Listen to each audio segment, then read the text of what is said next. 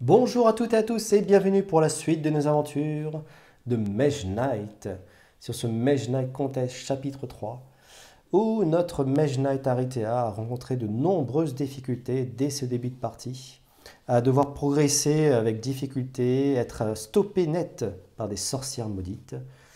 Et donc il va falloir qu'Aritea accélère encore davantage le pas pour pouvoir gagner en gloire, mais également révéler le maximum du royaume d'Atlante pour pouvoir atteindre ces fameuses cités qui finiront peut-être par nous donner la gloire nécessaire à la réussite de cette mission. Et donc nous allons préparer le royaume d'Atlante va se plonger dans la nuit. Hop. Et donc c'est la nuit qui tombe sur Atlante.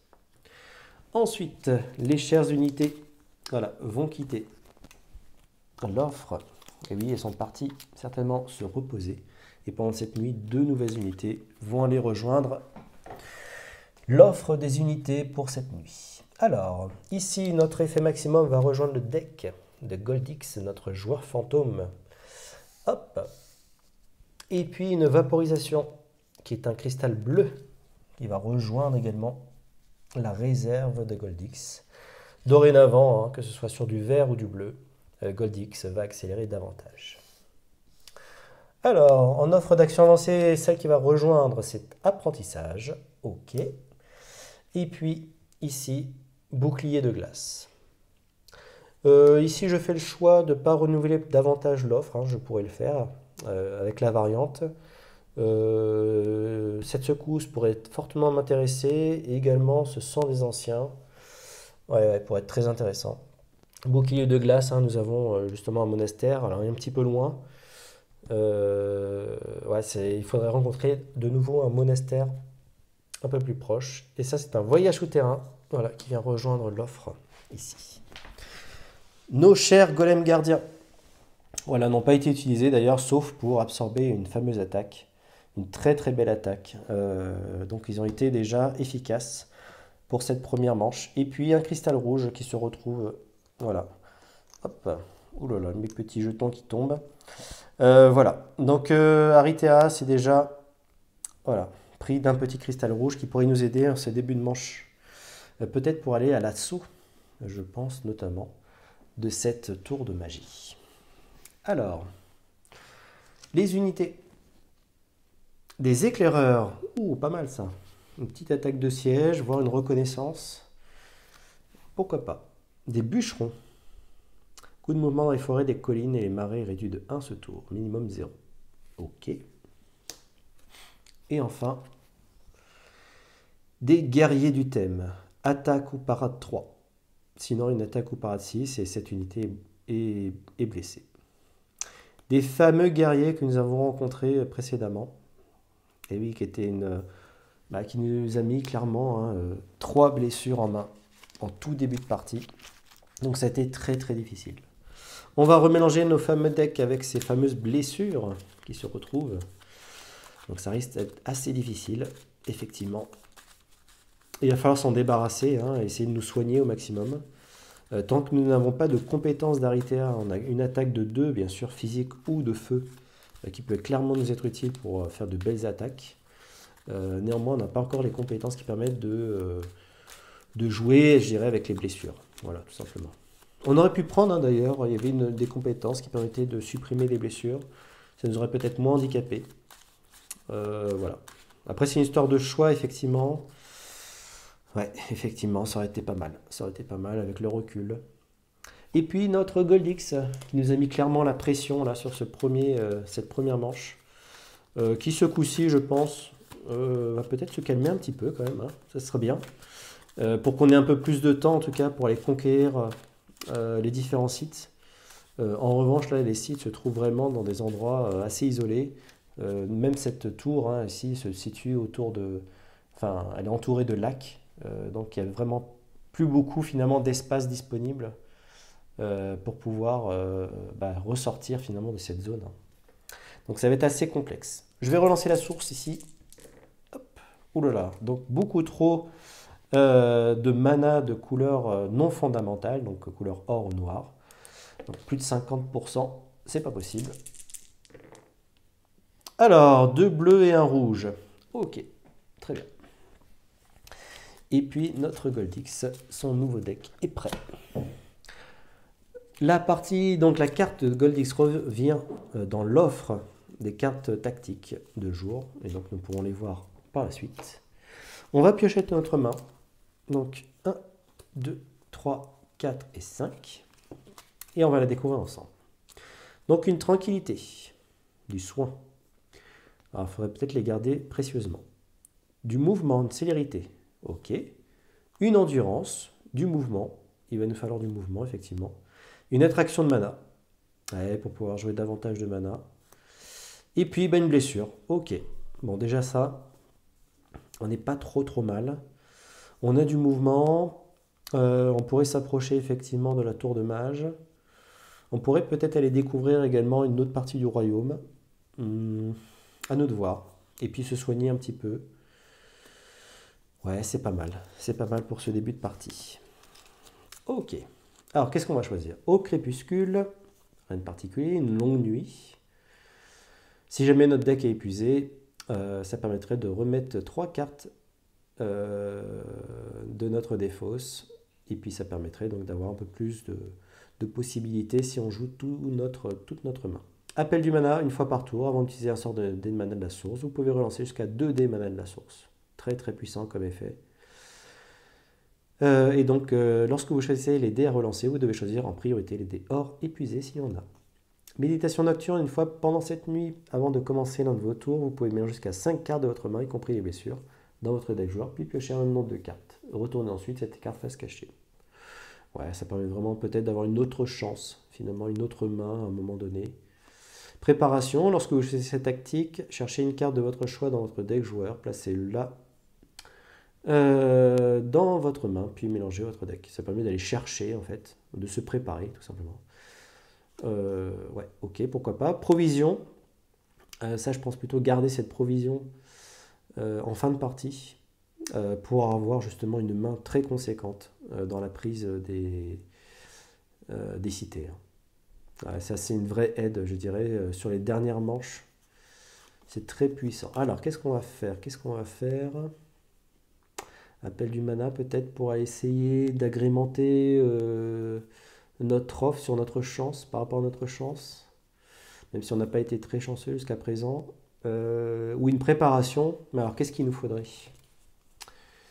Qu'est-ce qu'il nous faudrait en guise de préparation? Ouais, non. Non. Ouais, on va forcer notre chance avec appel du mana. Ok. Et donc le joueur fantôme, que va-t-il choisir? Notre Goldix. Alors, Goldix, une longue nuit. Eh bien, il commence encore. Et de nouveau, il poursuit son avance sur nous. Ok. Et donc, il joue le premier. 1, 2. Aïe, c'est du vert. Et donc, il accélère de nouveau. Et ne nous laisse absolument pas tranquille, ce Goldix. Ok. Ce qu'on va faire, c'est que nous, on va jouer une tranquillité. Ça nous permet déjà de nous soigner d'une. De toute façon, on n'a pas de mana vert pour l'instant. Il faudrait d'autres cartes. Il ne nous reste plus que 2 blessures dans notre deck. Bon, c'est tout à fait jouable, hein, si on a des clairières magiques éventuellement. On va utiliser notre mouvement. Donc un mouvement de 2.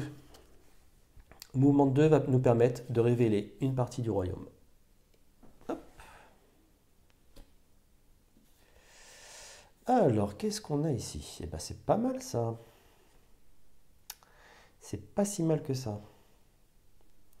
En plus, on a un village ici, une autre forteresse, éventuellement un dédale.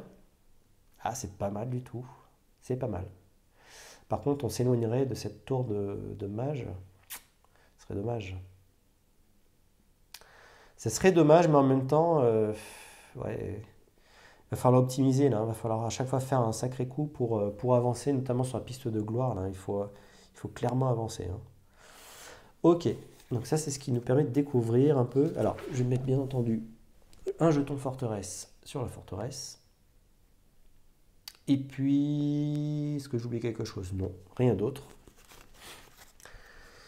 Ok, donc il nous reste une endurance. Pourquoi pas? Pourquoi pas? On va la jouer. Sur son effet boosté, ce qui nous fait un mouvement de 4. Ici, de nuit, hein, il nous faut un mouvement de 3, tout simplement.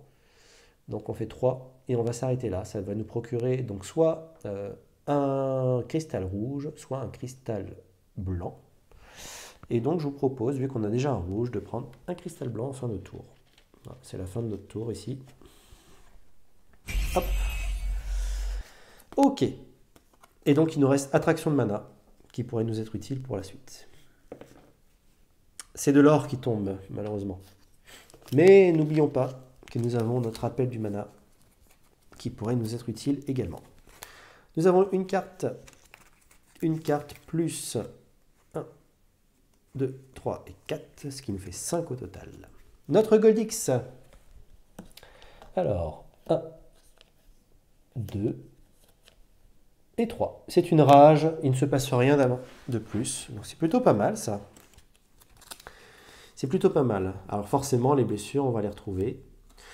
Une marche, du mouvement supplémentaire, ok. Cristallisation, pourquoi pas. Pourquoi pas cristalliser ce tour-ci également. Une improvisation, ok, et du mouvement. Beaucoup de mouvement, encore une fois. Voire de la forte attaque. Ah ouais, pourquoi pas aussi. Qu'est-ce qui pourrait nous être utile à ce moment-là?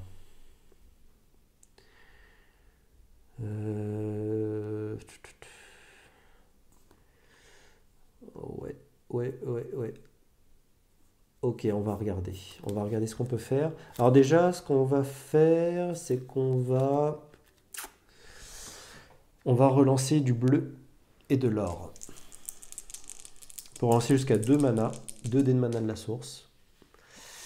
Et bien voilà, c'est du bleu et de l'or qui retombe. Et oui, notre chance s'arrête là.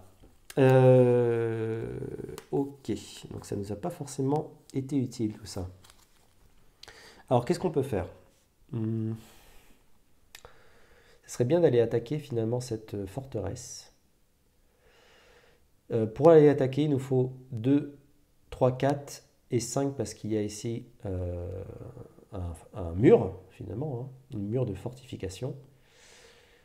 Donc ça c'est pas terrible. Et passant par ici, donc ça fait 3 plus 2, c'est qui fait 5 également. 5 points de mouvement, ouais, on n'a pas forcément ça malheureusement en main. On pourrait utiliser notre attraction de mana. Si on l'utilise, ça permettrait de booster celle-ci. On va être limité on va être limité en mouvement. Il nous faut 5 points de mouvement, ce qui est énorme. 5 points de mouvement là ici, mais par contre après on n'a plus d'attaque. Et il faut toujours compenser par quelque chose. Et là ça devient difficile. Là ça devient très très difficile. Si on s'approche... Ouais, si on s'approche, alors on peut faire du vert. On peut utiliser un mana supplémentaire de la source.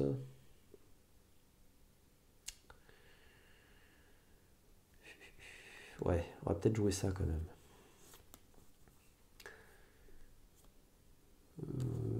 Sinon, c'est du rouge. Ah, le bilan n'est pas facile ici, hein. On pourrait s'approcher là et puis révéler de nouveau une tuile pour être prêt au prochain tour pour attaquer cette tour. Ce qu'il y a, c'est si je le fais pendant ce tour-là, on n'aura plus rien pour attaquer malheureusement. On a ce qu'il faut hein, pour aller ici, hein, ça, il n'y a pas de souci. On a ici un mana rouge dans l'offre en plus. On défausserait n'importe quelle carte, par exemple celle-ci. Après, il nous resterait plus que ça en main, hein.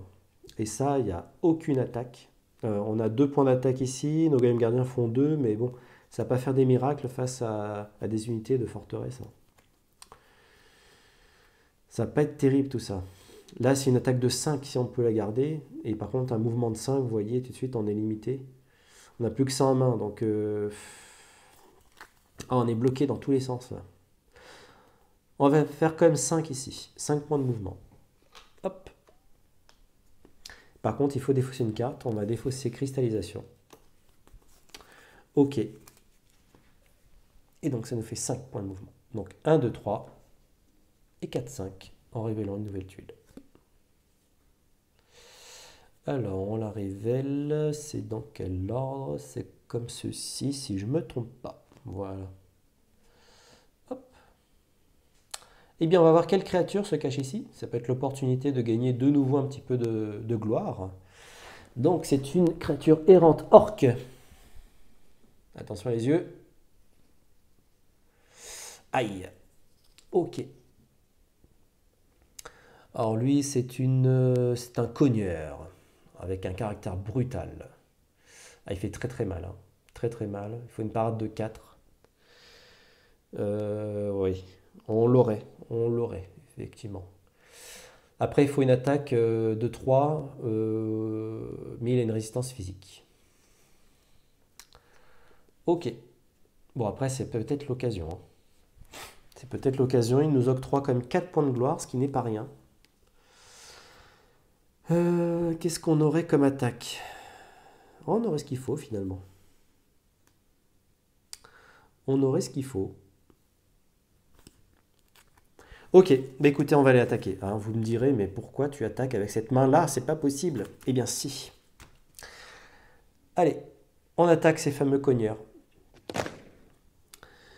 Et donc, ouais, on va devoir réussir à parer face à cette attaque de 4. Une attaque assez monstrueuse. Donc, du coup, ils attaquent à 4. Il faudrait faire une parade de 4. Parade de 4, écoutez, oui, on a nos golems gardiens. Ils ont une parade de 4, même si elle est élémentaire, donc elle ne part pas, je dirais, ici ce n'est pas une attaque élémentaire, mais elles font parfaitement l'office vis-à-vis de leur puissance de parade. Par contre, il faut dépenser un jeton, effectivement un jeton bleu ou un jeton rouge. Ici, nous avons un cristal rouge, donc on va l'utiliser, ce qui fait une parade de feu 4. Et donc, nous parons parfaitement cette attaque de cogneur. Par contre, maintenant, il faut faire une attaque de 3. Alors, de 3, mais surtout une résistance physique. Donc, si nous faisons une attaque physique, il nous faut une attaque physique de 6. Avec ce qu'on a en main, on peut faire au maximum une attaque de 2. Avec ce qu'on a ici, notre fameuse compétence, bretteur de feu, nous pouvons lui infliger directement une attaque de feu 2. Donc, le calcul est très simple. Sur une résistance physique, voilà, avec une armure de 3, je lui retire déjà 2, vu que j'attaque en élémentaire. Donc, il ne lui reste plus qu'1 en résistance d'attaque physique. J'inflige une attaque physique de 2, puisque pour 1 avec une résistance physique, il faut 2 d'attaque physique. C'est exactement ce que j'ai ici. Et donc, du coup, nous détruisons ce cogneur. Et il nous reste une blessure en main. Donc là, on a parfaitement joué notre deck. Le cogneur s'en va. Il nous octroie un point de gloire. C'est pas forcément ce qu'on recherche, encore une fois, mais on aura d'autres occasions de réduire notre réputation. Et il nous octroie donc 4 points de gloire. 1, 2, 3 et 4. Et ça va être l'occasion, et oui, d'avoir un jeton de commandement supplémentaire. Voilà, on a joué toute notre main. Il nous reste encore une blessure. On va relancer. Voilà, c'est du rouge qui tombe de nouveau. Ah, décidément. Je suspecte quand même la forme de ces dés, hein. Il y a plusieurs dés, plusieurs types de dés effectivement qui peuvent exister. Ces dés-là ont été choisis, je pense, pour pouvoir afficher le maximum d'icônes, je dirais, sur ces tout petits dés.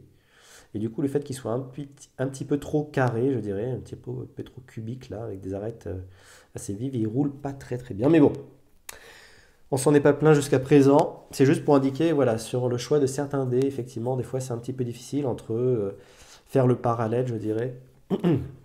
Enfin, le compromis, je dirais, entre un dé qui roule bien, mais du coup avec une faible visibilité de sa face, et puis un dé qui roule peut-être pas très bien, mais qui permet d'avoir une bonne visibilité de ses faces.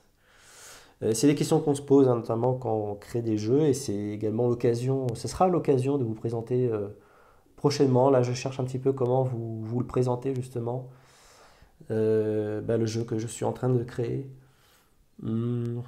C'est toujours très personnel aussi hein, de vous montrer ça, mais également je crée un jeu, c'est pour vous également, pour que vous puissiez vous amuser également dans les aventures que j'essaie de créer, en tout cas avec tout ce qui peut sortir de ma tête, je dirais. Mais voilà, donc ça va être l'occasion prochainement de pouvoir vous présenter ça. Ça me tient à cœur, c'est une aventure en soi hein, de créer un jeu, et puis voilà, voir aussi votre regard face à ça. Mais bon, ça sera dans un autre temps. Revenons à nos moutons ici.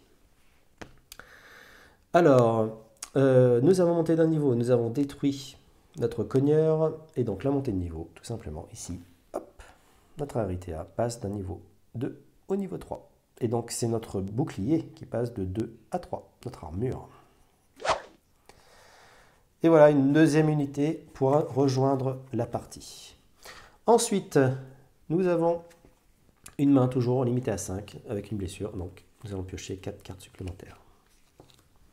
Ok, très bien. Et c'est à Goldix de jouer. Alors Goldix, 1, 2. C'est du rouge, parfait. Eh ben ça tombe plutôt bien là. Je pense qu'il s'est un peu calmé. Il nous a entendus. Ok, donc une célérité du mouvement, c'est ce qu'il nous fallait d'ailleurs pour aller jusqu'à la forteresse. De la rage. Ok, de l'attaque, très très bien. Concentration. Et oui, malheureusement, nous n'avons pas de vert, mais peut-être grâce à Appel du Mana, ça va changer. Une polyvalence de l'attaque, de la forte attaque. Très bien également. Hop, je remets le cristal utilisé par le golem. Ok. Écoutez, c'est pas si mal que ça. On a du mouvement, on a de l'attaque. Éventuellement de l'attaque assez puissante. Ok. Et on va pouvoir relancer le bleu et l'or. Et c'est du blanc et du bleu. Ok. Du blanc et du bleu. Ça ne nous arrange pas trop ça. Ok, écoutez, on va déjà faire un mouvement de 2. Hein, le but étant d'aller attaquer cette forteresse. Et donc, nous attaquons ce site fortifié. Nous réduisons notre réputation de 1. Et qu'est-ce qui se cache dans cette forteresse? C'est de nuit, alors là, c'est la découverte totale. Oh! Ok, alors ça, c'est des brigands. Est-ce que c'est ça leur petit nom? Des voyous. Brigands, voyous, ok. Bon, ils en attaquent de 3. N'oublions pas, nos chers golems gardiens, même utilisés, hein, ils peuvent très bien absorber une attaque sans aucun problème. Donc c'est ce que nous allons employer en tout cas contre eux. Ok, donc ils nous attaquent ces voyous. Une attaque de 3, parfaitement absorbée, on ne part pas hein, finalement. Ah si, attendez, oulala, attendez, ça change tout. Si on ne part pas, leur attaque n'est pas à 3, mais vu qu'ils ont le caractère brutal, ils passent à 6. Ah, ça change tout, là ça va blesser nos golems gardiens. Alors, est-ce qu'on peut les tuer? Ils ont 5. 5, 5, 5.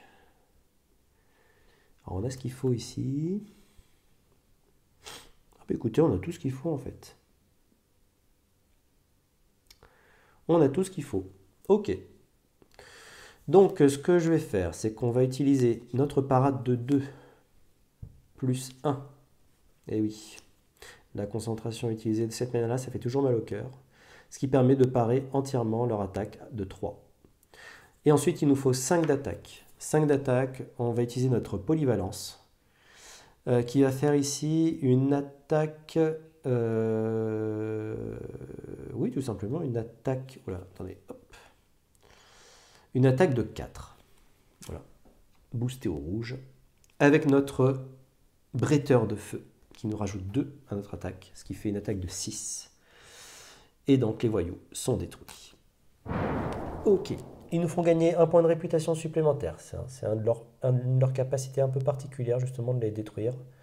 Mais par contre, il ne faut gagner que 2 points de gloire uniquement. Par contre, c'est ce qu'on cherchait, c'est surtout d'aller conquérir cette forteresse.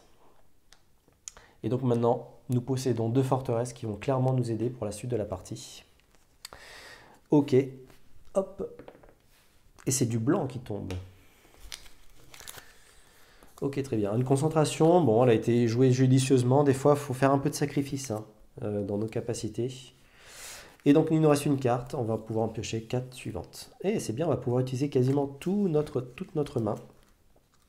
C'est plutôt bon signe à chaque fois qu'on arrive à utiliser toute notre main.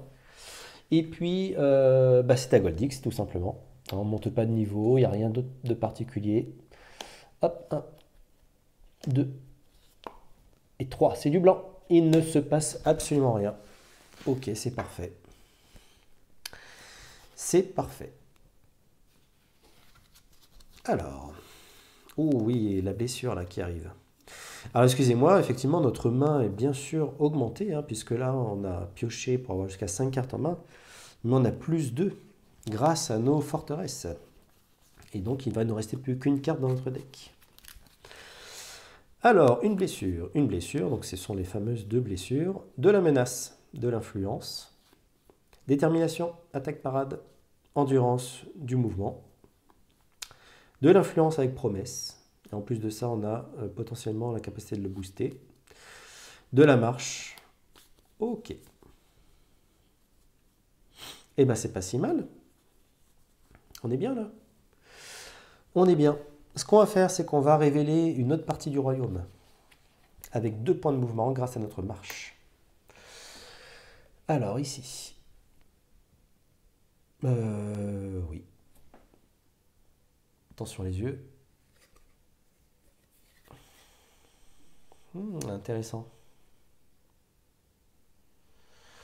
Ok. Donc il y a une créature errante qui arrive. C'est un creuseur. Ok. Ah, il est fortifié, il est un petit peu embêtant celui-là. Il n'est pas très puissant, mais il peut être embêtant dans certaines conditions. On a de nouveau un monastère. Qui dit monastère dit que l'offre va s'enrichir de nouveau d'un entraînement possible au monastère, soit pour acquérir un bouclier de glace, soit pour acquérir un besoin d'aide. Ok, très bien. Ensuite, alors dans les monastères, juste pour vous redonner un petit peu, monastère ici. Il y a plusieurs choses. Très intéressant le monastère. C'est un lieu où on peut se soigner pour 2 d'influence. Et justement, nous avons de l'influence en main. On peut également, pour 6 points d'influence, s'entraîner. C'est un entraînement qu'on suit au monastère qui nous permettrait d'avoir soit le bouclier de glace, soit éventuellement besoin d'aide, ou les 2, bien sûr, si on arrive à accumuler suffisamment d'influence. Et puis, on pourrait décider éventuellement d'incendier le monastère. En revanche, alors ça nous ferait perdre bien sûr réputation, aucune unité ne peut nous suivre. On essaierait de combattre une unité violette, donc une unité magique, et puis en récompense un artefact. Et oui, puisque le monastère renferme un précieux artefact qui pourrait nous être utile également pour la suite de l'aventure. Je pense que se déplacer vers le monastère, notamment pour se soigner et éventuellement acquérir de nouveau une carte, eh oui. Et oui. Et en plus, on a le mouvement, donc ça, il n'y a pas de souci. Il n'y a aucun souci.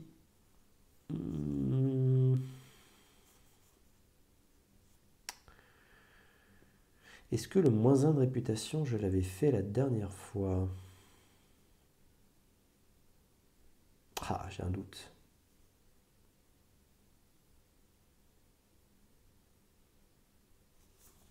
Je suis pas sûr. Je ne suis pas sûr. Hmm. J'ai un doute. Eh oui, mon doute s'est confirmé, effectivement. Alors, ça n'a rien changé, je pense, dans la partie. Voilà, je réajuste ici, donc je perds un point de réputation suite à l'utilisation sur la manche précédente de la menace. Effectivement, ce texte en fin de tour, il ne faut pas oublier de retirer ce fameux point de réputation. Surtout hein, pendant les parties filmées, ce qui n'est peut-être pas évident par moment. Mais en tout cas, voilà, le but c'est de réajuster, de se replacer proprement. Donc nous sommes à 0 hein, sur l'échelle de réputation. Nous n'avons pas de bonus, de toute façon nous n'avons pas bénéficié non plus de bonus au cours de la partie. Et donc ce qu'on va faire, c'est qu'on va se déplacer sur ce fameux monastère pour 2 points de mouvement. Hop. Et ce que je pourrais proposer éventuellement, de toute façon on a du temps, on peut dépenser un peu de temps. On va faire une promesse. Une promesse en utilisant du blanc de la source, ce qui nous octroie une influence de 4. Et une influence de 4 nous permet de détruire ces 2 blessures.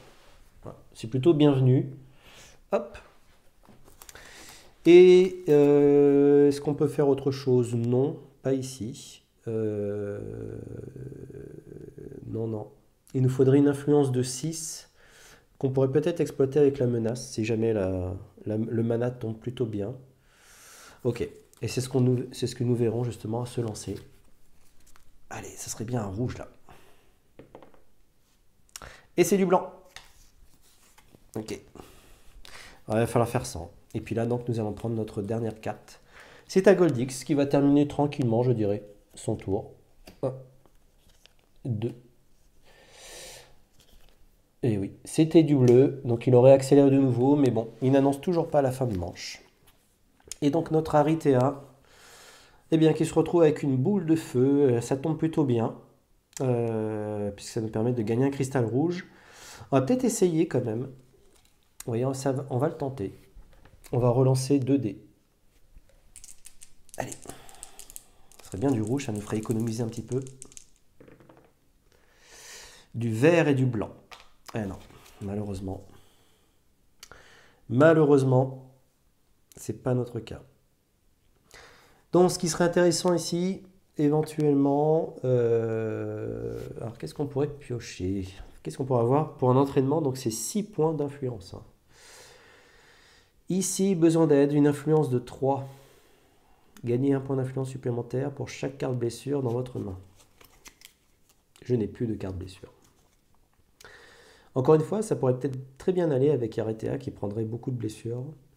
Une influence 5 et gagne 2 points d'influence supplémentaires pour chaque carte blessure dans votre main ou sur vos unités. Besoin d'aide. Ouais, très fort, très très fort. Et un bouclier de glace, parade de glace 3. Ou voir une parade de glace 3 est réduisée de 3 l'armure d'ennemis bloqués par cette parade. L'armure ne peut être réduite en dessous de 1. Ok. Ah ouais, c'est efficace aussi. Après comboter les deux, est-ce qu'on sera en capacité de le faire?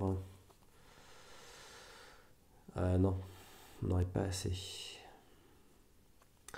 Utiliser nos 2 derniers tours éventuellement. Je vais avoir besoin du rouge ici pour faire de l'influence. Plus 1. Et oui. Et donc du coup après il ne nous resterait plus que cette carte là où on pourra avoir une influence de 5 au maximum. Mais du coup ça va s'arrêter là et 5 points d'influence ce n'est plus suffisant. Et oui. Donc on va avoir un seul choix. Un seul choix, après rester ici. À la fin de notre manche, c'est pas si mal que ça. Nous sommes juste à côté de notre forteresse, de nos forteresses, ce qui nous augmente notre main de 2 pour la prochaine manche. Ouais, c'est plutôt un avantage. C'est plutôt un avantage. Maintenant, c'est comment utiliser au maximum. Ouais, de toute façon, il n'y a pas trop de questions à se poser, je pense. On va utiliser notre boule de feu pour acquérir un cristal rouge qu'on va utiliser immédiatement sur la menace. Pour avoir une influence de 5, plus 1 avec notre détermination de 6. Et donc à nous de voir ce que nous allons faire.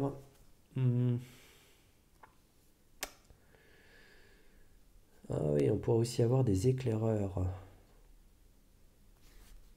Je pensais pas à ça.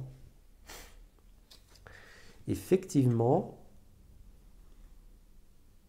pour 4 points d'influence, tout simplement, hein, des éclaireurs viendraient nous rejoindre. Une attaque de siège 1. On peut prendre connaissance d'un jeton placé face cachée à moins de 4 cases de vous. Ok. Ou du prochain jeton. Ok. Et un mouvement 2, vous pouvez révéler une tube plateau à une distance de 2. Et là où nous sommes, eh ben, on n'est pas si mal que ça, hein. Parce qu'à distance de 2, c'est que des cartes royaumes. Et avoir les éclaireurs, vu qu'on a encore un tour, ça nous permettrait de révéler directement cette case-là. Ouh, c'est pas mal ça. On prendrait un petit peu l'ascendant là. Ça permettrait également de révéler pendant la prochaine manche, finalement, des unités d'élite. Eh bien écoutez, c'est ce que nous allons faire. On va recruter ces chers éclaireurs. J'avais pas du tout pensé effectivement au recrutement, hein, puisqu'en plus nous avons un jeton spécifique. Et donc les éclaireurs rejoignent l'armée d'Aritea. On va faire un petit peu de propre. J'ai pas pensé à ça, c'était pas mal. On va peut-être garder notre détermination. Est-ce que c'est utile de garder notre détermination? Non, pas forcément. On a une carte. On garde la carte, tant qu'à faire. Hop, de toute façon, il faudra jouer une carte à notre prochain tour. Si on n'a plus de carte, on ne peut plus jouer. Donc ça tombe bien. Il nous reste notre détermination. Goldix annonce la fin de manche.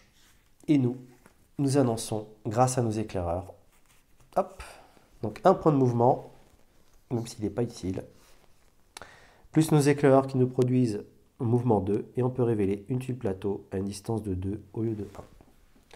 Et donc c'est exactement ce qu'elle a, 1, 2, et donc on va pouvoir révéler cette première tuile. Ok. Hop. Et donc nous avons une tour de mage qui se profile à l'horizon. Un draconien juste à côté. Hop. Qui va être révélé. Ouh là là. Sacrée bête. Ok. Alors là, je crois que c'est un dragon supérieur. Oula, ouais, il fait mal celui-là. C'est ça, un dragon supérieur, il porte bien son nom. Des attaques de feu glacé, des résistances de feu glacé, un caractère brutal. Ouais. Après, il peut être bloqué, hein, si jamais on aurait des sorts, mais là, on n'a rien pour bloquer son attaque. Nous n'avons pas nos fameux illusionnistes, hein, qui sont extrêmement puissants contre ces draconiens. Ouais, malheureusement. Encore une fois, par contre, 9 points de gloire, ce qui est totalement indispensable, je pense. Il va falloir les titiller, ceux-là. Et puis une ruine. Alors une ruine, c'est la nuit, elle n'est pas révélée.